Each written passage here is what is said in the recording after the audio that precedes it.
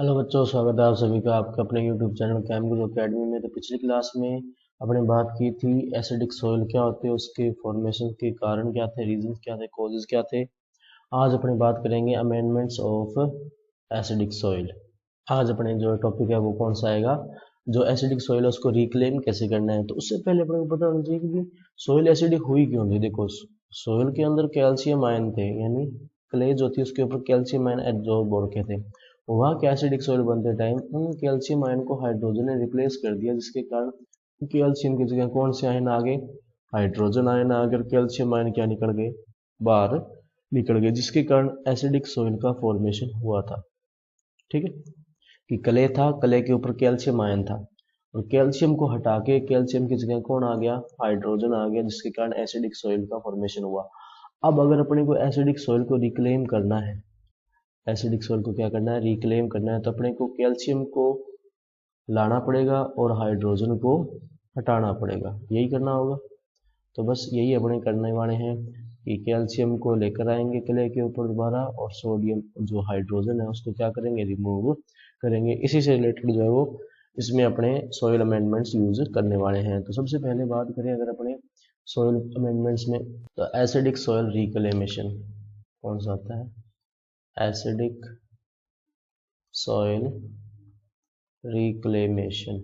देखो यहाँ पर वर्ड दिया हुआ रिक्लेमेशन, इसके अलावा जो है अमेंडमेंट्स वर्ड यूज आ सकता है। अमेंडमेंट्स एसिडिक सॉइल को सही करने के लिए कौन से कंपाउंड्स का यूज किया जा सकता है, या तो अमेंडमेंट्स वर्ड यूज हो सकता है या अमेलियोरेट्स वर्ड भी यूज हो सकता है, ध्यान रखना। अमेंडमेंट्स, अमेंडमेंट्स और री, उसके बाद में अमेलियोरेशंस, दोनों वर्ड यूज हो सकते हैं। तो अगर आते हैं तो उसमें आपको टेंशन नहीं लेनी है, इसमें दोनों एक ही बात है, अमेलियोरेशन। अब हैं कौन कौन से वो देखो। सबसे पहला देखो, मैंने अभी अभी बताया आपको कि बनी क्यों है, क्योंकि कैल्शियम निकल गया, हाइड्रोजन आया, इसलिए एसिडिक सॉइल बनी है। अब अपने को कैल्शियम दोबारा लेके आना है, तो लगभग जो एसिडिक रिक्लेम करने में केमिकल्स यूज होते हैं उसमें क्या होता है, कैल्शियम होता है। सबसे पहला जो आता है वो आता है लाइमस्टोन, होता है लाइमस्टोन। तो लाइमस्टोन क्या होता है, CaCO3। उसके बाद में नेक्स्ट जो इसके अंदर आता है वो आता है डोलोमाइट।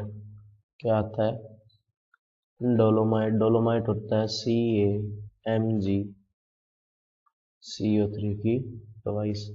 डोलोमाइट के बाद में नेक्स्ट जो इसके अंदर आता है वो आता है क्विक लाइम। क्या आता है, क्विक लाइम। क्या होता है क्विक लाइम, CaO। उसके बाद में अगला जो इसके अंदर आता है क्विक लाइम के बाद में वो आता है slaked lime. Slaked lime, slaked lime क्या होता है, CaOH की ट्वाइस। हाइड्रेटेड लाइम भी बोल सकते हैं इसको, सिलेक्ट लाइम भी बोल सकते हैं, एक ही बात है। नेक्स्ट अगर इसमें अपनी बात करें तो जो आता है वो आता है मार्ल।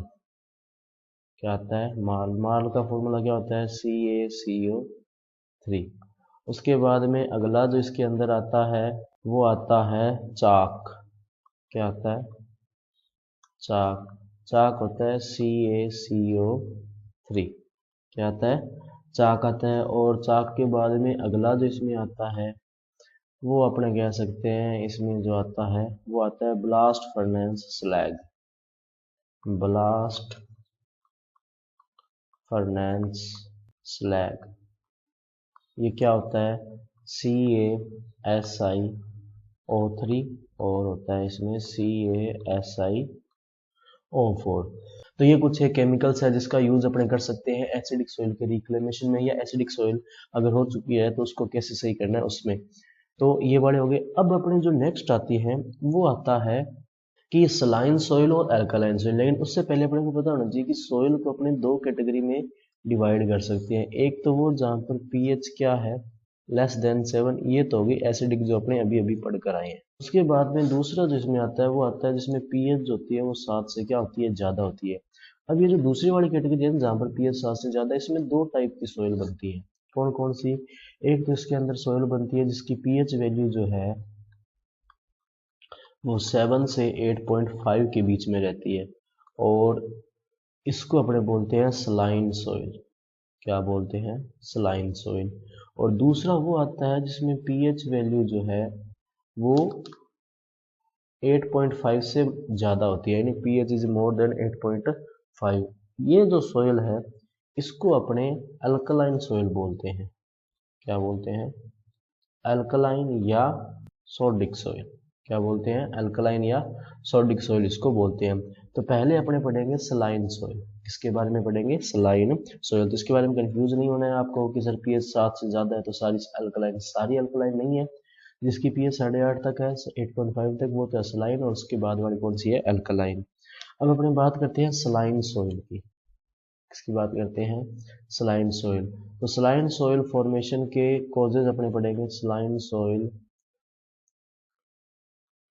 फॉर्मेशन के कॉजेज क्या क्या हैं उसके बारे में अपने बात करेंगे। तो पहला जो इसमें कॉज आता है वो आता है हाई टेम्परेचर। आता है high temperature. High temperature, temperature क्या होगा, हाई होगा, वहाँ पर सलाइन सोइल बनेगी। क्यों बनेंगे अपने करते हैं बात। उसके बाद में दूसरा जो इसके अंदर आता है वो आता है arid climate. Arid climate. Third जो इसके अंदर आता है वो आता है लो रेनफॉल। लो रेनफॉल। फोर्थ जो इसके अंदर आता है वो आता है हाई इवेपोरेशन। High evaporation. उसके बाद में नेक्स्ट अगर अपने इसमें बात करें, हाई इवेपोरेशन के बाद में नेक्स्ट जो इसमें आता है वो आता है इसके अंदर high water table. High water table. उसके बाद में अगर अपने बात करें इसमें, तो जो नेक्स्ट आता है वो आता है इसके अंदर अपने कह सकते हैं पेरेंट मटेरियल। क्या आता है, पेरेंट मटेरियल।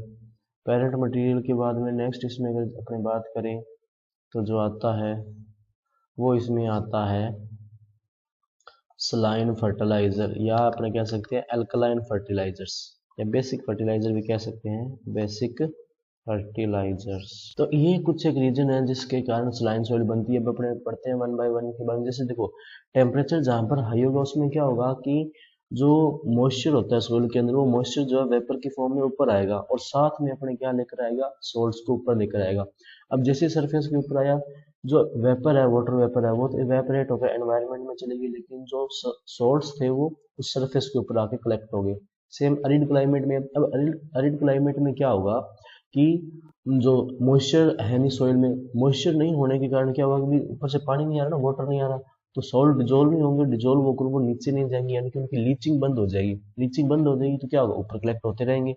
तीसरा लो रेनफॉल। इसमें भी वही बात, रेनफॉल हो नहीं रहा, जिसके कारण क्या होगा कि सॉल्ट जो डिजोल्व होकर नीचे नहीं जा रहे, उनकी लीचिंग नहीं हो रही, वो सरफेस के ऊपर ही बने हुए हैं। सेम ये हाई इवेपोरेशन वाली आ गई। उसके बाद में high water table. High water table क्या हुआ कि ग्राउंड वाटर जब ऊपर आता है तो साथ में अपने क्या लेकर आता है, बहुत सारे सॉल्ट्स भी लेकर आता है। तो जैसे जैसे ग्राउंड वाटर ऊपर आएगा वैसे वैसे सॉल्ट भी सरफेस के ऊपर आते जाएंगे। अब यहाँ पर देखो, जो अरिड क्लाइमेट और लो रेनफॉल है, इसमें दो समस्याएं हो रखी है।